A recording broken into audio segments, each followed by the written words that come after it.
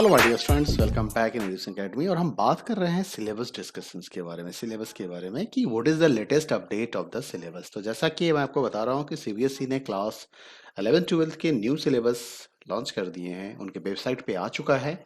अगर अभी तक आपने अपने सिलेबस को चेक नहीं किया है तो प्लीज़ आप साइट पे जाइए और अपने सिलेबस को चेक कीजिए, क्योंकि सिलेबस का चेक करना जरूरी है। तो चलिए हम देखते हैं क्लास 12 आईपी का सिलेबस क्या है अगले सेशन 21-22 के लिए।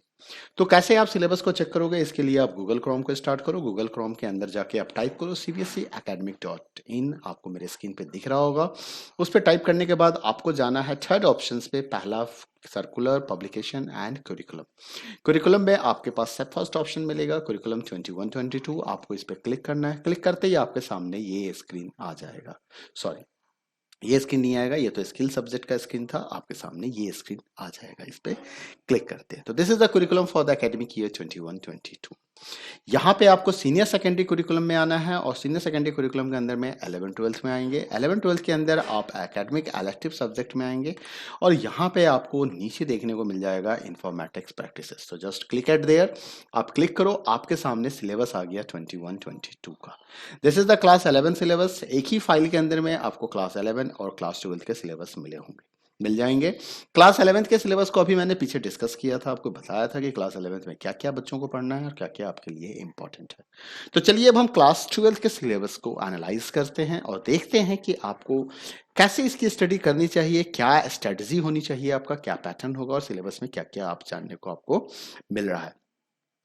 ये क्लास इंफॉर्मेटिक्स प्रैक्टिसेस हैं क्लास 12 के लिए। तो यहाँ पे आप देख सकते हो ये 21-22 का सिलेबस है। यहाँ पे प्री क्विज़ेस दिया हुआ है। क्या दिया हुआ है कि you must have a knowledge of IP of class 11, मतलब क्लास 11 में आपने IP as a subject study किया हो। लर्निंग आउटकम क्या है? At the end of this course you are able to understand, you are able to create series, data frames and apply various operation. मतलब आपको series के बारे में knowledge हो जाएगा, आपको डेटा फ्रेम के बारे में नॉलेज हो जाएगा और उसके जो डिफरेंट ऑपरेशंस हैं आप इसके बारे में भी जान जाएंगे इस काम को करने। Perform aggregation operation, calculate descriptive statistics. मतलब जो एग्रीगेशन ऑपरेशन है आप वो कर सकते हो और जो डिस्क्रिप्टिव स्टैटिक्स है उसकी कैलकुलेशन आप करके बता सकते हो। You can visualize the data using the relevant graphs. With the help of the graph, with the help of the chart, आप डेटा को एनालाइज कर सकते हो, विजुलाइज भी कर सकते हो। मतलब आप दिखा सकते हो कि डेटा का क्या कंडीशंस है ग्राफ की मदद से। You are able to design SQL queries for aggregate function. पिछले क्लास 11 में आपने सिक्वल के बारे में पढ़ा था, सिक्वल के डिफरेंट कमांड्स देखे थे आपने, डीडीएल, डीएमएल और डेटा क्वेरी लैंग्वेज को भी, डेटा क्वेरी कमांड्स को भी आपने देखा था।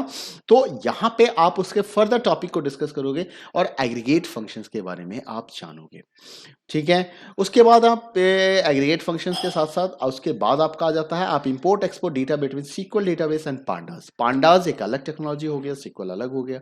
तो इनके बीच में इंटीग्रेशन कैसे करोगे, कैसे डेटा को लेके वहां से पांडास में आओगे, पांडास से वहां जाओगे, तो आप इनके बारे में भी यहाँ पे स्टडी करोगे। Learn terminology related to the networking and internet, different terms आप पढ़ोगे नेटवर्किंग और इंटरनेट के बारे में। आप इंटरनेट सिक्योरिटी यूसेज इश्यूज को आप आइडेंटिफाई कर सकते हो और आप कॉन्फ़िगर कर सकते हो ब्राउजर्स की सेटिंग्स को। Explain the impact of the technology on society, technology का क्या इंपैक्ट हो रहा है अपनी सोसाइटी पे, आप इसके बारे में भी बता सकते हैं।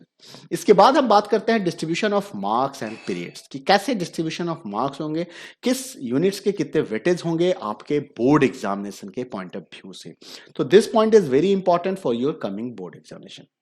देखिए यहाँ पे 30 मार्क्स तो पांडास से क्वेश्चंस पूछे जाएंगे, 30 मार्क्स के क्वेश्चन पांडास से आएंगे, जहां पे आपका पांडास, डेटा फ्रेम, सीरीज और विजुअलाइजेशन, पाइप्लॉट और एक्सपोर्ट इंपोर्ट ये सारा इंक्लूड हो जाएगा। मतलब टोटल 3 या 4 टॉपिक, 4 चैप्टर कह लीजिए आप एक तरीके से, और उसके आपको टोटल 30 मार्क्स के क्वेश्चन आएंगे।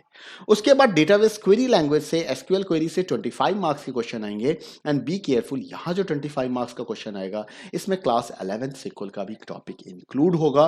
तो आपके लिए क्लास 11 के टॉपिक को याद रखना बहुत ही जरूरी है।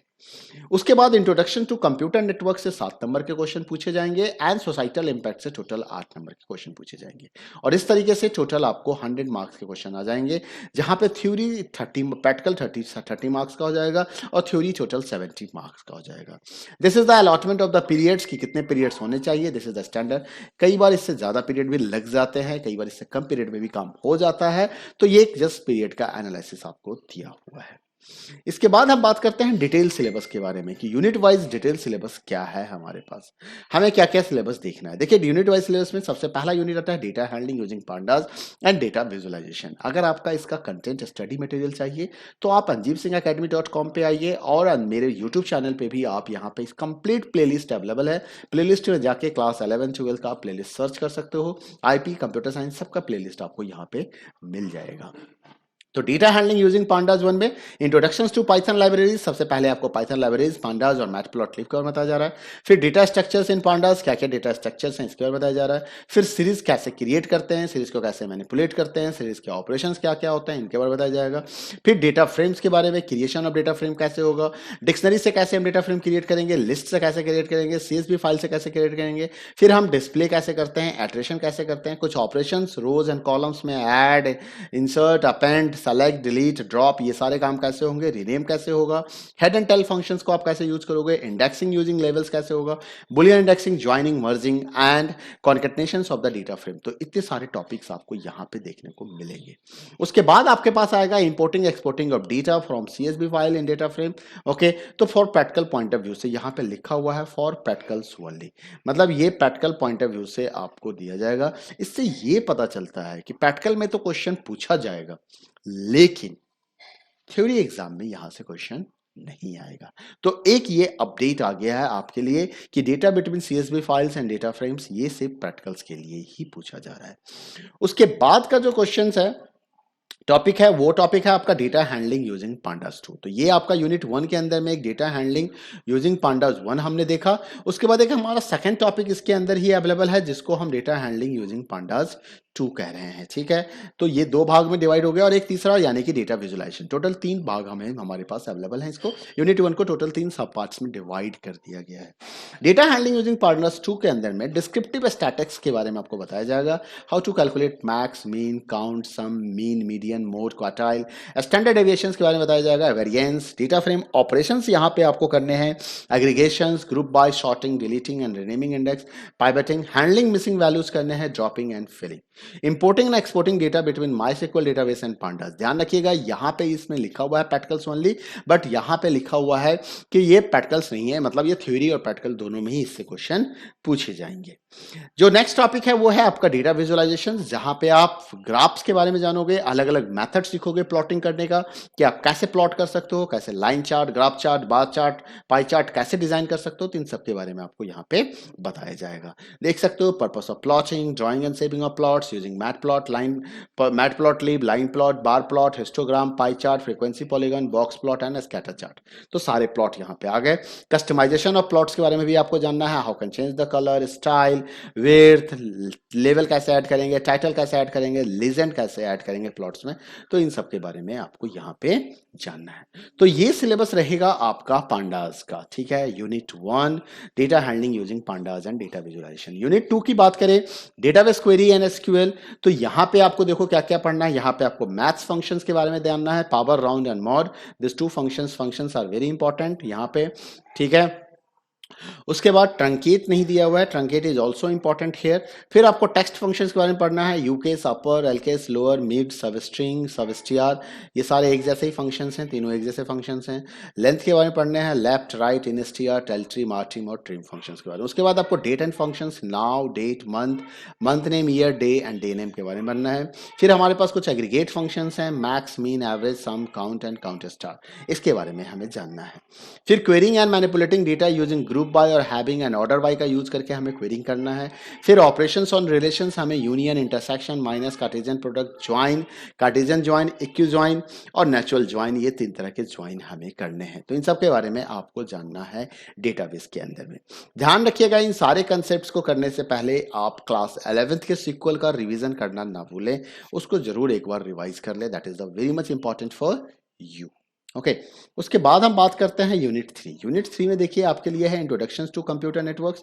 तो इंट्रोडक्शंस टू कंप्यूटर नेटवर्क्स में आपको क्या क्या पढ़ना है, यहाँ पे इंट्रोडक्शन टू नेटवर्क्स देखना है, टाइप ऑफ नेटवर्क, लैन वैन, नेटवर्क डिवाइसेस के बारे में जानना है, नेटवर्क टोपोलॉजी के बारे में जानना है, इंट्रोडक्शन टू इंटरनेट के बारे में जानना है, वेबसाइट जानना है, ठीक है। वेबसाइट में difference between website, web page क्या होता है, static and dynamic web page क्या होता है, सर्वर एंड होस्टिंग वेबसाइट्स क्या होता है, एंड एट लास्ट आपको वेब ब्राउजर्स के बारे में भी जानना है यहाँ पे। उसके बाद अगर देखें तो लास्ट यूनिट जो आपका है यूनिट 4, यहाँ पे यूनिट 4 आ जाता है सोसाइटल इम्पैक्ट्स। तो सोसाइटल इम्पैक्ट्स में देखिए आपको क्या क्या करना है, आपको समझना है डिजिटल फुटप्रिंट के बारे में जब आप इंटरनेट यूज करते हो, नेट एंड कम्युनिकेशन एटिक्यूट्स के बारे में आपको जानना है, डेटा प्रोटेक्शन जानना है, इंटेलेक्चुअल प्रॉपर्टी राइट्स क्या है इनके बारे में भी आप पढ़ेंगे, प्लेगरिज्म क्या होता है, लाइसेंसिंग क्या है, कॉपीराइट क्या है, फ्री एंड ओपन सॉफ्टवेयर का क्या मतलब है, cyber crime and cyber laws क्या होते हैं, hacking, phishing, cyber bullying, overview of Indian IT act, इन सब के बारे में आप जानोगे। उसके बाद आपका आता है e waste hazards and management, आपको इसके बारे में भी जानना चाहिए।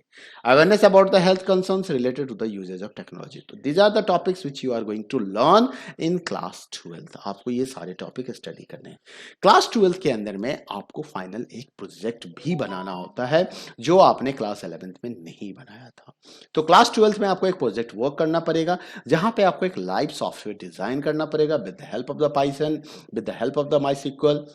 पाइथन एंड माईस्क्यूएल को कनेक्ट करके या तो आप पांडास के साथ, क्योंकि क्लास 12 की टॉपिक है तो आप पांडास के साथ बना सकते हो, या आप सिंपल पाइथन और माईस्क्यूएल को भी कनेक्ट करके आप प्रोजेक्ट को बना सकते हो। तो एक आपको प्रोजेक्ट बनाना है जो प्रोजेक्ट कुछ रियल लाइफ एप्लीकेशंस को डिजाइन करता हो, रिप्रेजेंट करता हो। कुछ टेंजेबल प्रोजेक्ट्स बनाने की बात हो रही है, यूजफुल आईटी एप्लीकेशंस बनाने की बात हो रही है।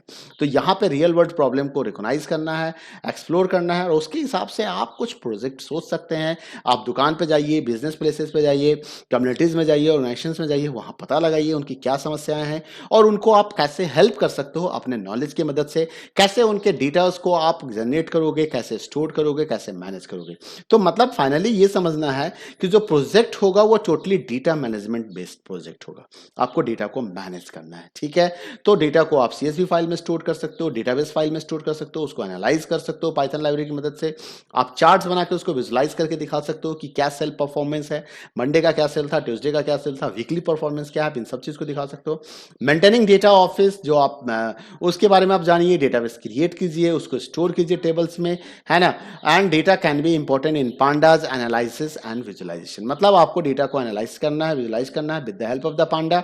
और डेटा स्टोरेज का काम या तो आप माईस्क्यूएल में कर सकते हो और आप सीएसवी फाइल में कर सकते हो। तो दोनों ही ऑप्शन आपके पास अवेलेबल है, तो आप चेक कर लीजिएगा आप किस ऑप्शन के साथ जाना चाहिए। Learners can use the different types of the library of the Python to develop their software for school, any other social goods, should sensitise to avoid the plagiarism and validation. मतलब आपको कुछ ऐसा नहीं copy paste नहीं करना है। Help के लिए आप हमारे वेबसाइट से भी प्रोजेक्ट को डाउनलोड कर सकते हो, देख सकते हो, but try to design by yourself. It is not recommended कि you are go and copy and do the project. एक प्रोजेक्ट के अंदर में 2 से 3 बच्चे हो सकते हैं, 2 से 3 बच्चों का प्रोजेक्ट ग्रुप बनाया जा सकता है। और एटलीस्ट प्रोजेक्ट को the project should be started by student 6 months before the submission deadline. मतलब कहने का अर्थ है कि मार्च फरवरी में आपका जनरली प्रैक्टिकल एग्जाम हो जाते हैं, जनवरी फरवरी में। तो यूं मान लो कि जुलाई के बाद, फर्स्ट हाफ ईयरली के बाद आपको अपने प्रोजेक्ट वर्क पे भी लग जाना चाहिए, ऐसा सीबीएसई कहती है आपके लिए। Now there are distribution of marks for the practicals, कि प्रैक्टिकल्स के मार्क्स के डिस्ट्रीब्यूशंस क्या होंगे। Program using pandas and matplot से 8 नंबर के क्वेश्चन पूछे जाएंगे, सिक्वल से 5 नंबर के क्वेश्चन पूछे जाएंगे।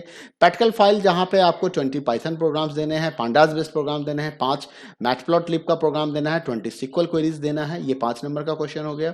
प्रोजेक्ट वर्क आपको करके दिखाना है जहां पे 7 नंबर आपको मिलेगा, जो भी मैंने आपको बताया था।